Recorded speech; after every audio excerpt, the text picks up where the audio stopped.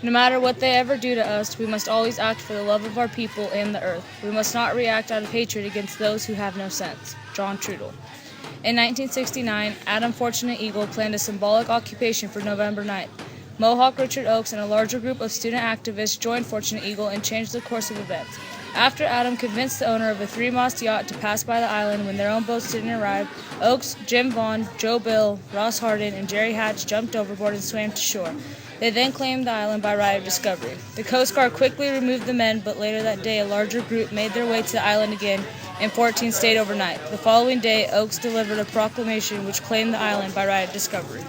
In the early hours of November 20th, 1969, 79 American Indians, including students, married couples, and 6 children, set out to occupy Alcatraz Island. A partly successful Coast Guard blockade prevented most of them from landing, but the 14 protesters that landed on the island had already begun their occupation. At its high point in the occupation, there were 400 people, both native and non-native people, brought food and other necessities to the people on the island. The occupation lasted about 19 months but ended peacefully. The protesters, mainly students, came up with different tactics from civil rights demonstrations. Jerry Hatch and Al Miller, both from the first landing, were unable to leave the boat in the confusion after the Coast Guard showed up. Later, they quickly turned up in a private boat. The first landing was joined later by many others in the following days, including Joe Morris and the man who would soon become the voice of Alcatraz, John Trudell. The intention of the occupation was to gain Indian control over the island for the purpose of building a center of Native American studies, an American Indian spiritual center, an ecology center, and an American Indian museum. The occupiers specifically cited their treatment under the Indian termination policy, and they accused the U.S. government of breaking multiple Indian treaties.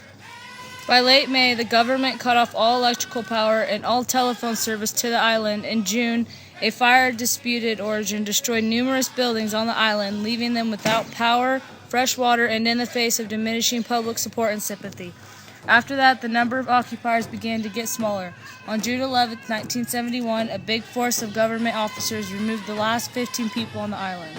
Although there is controversy about the occupation and it was forcibly ended, the occupation is praised by many as a success for getting international attention for the situation of Native Americans in the United States and for sparking more than 200 instances of civil disobedience among the Native Americans.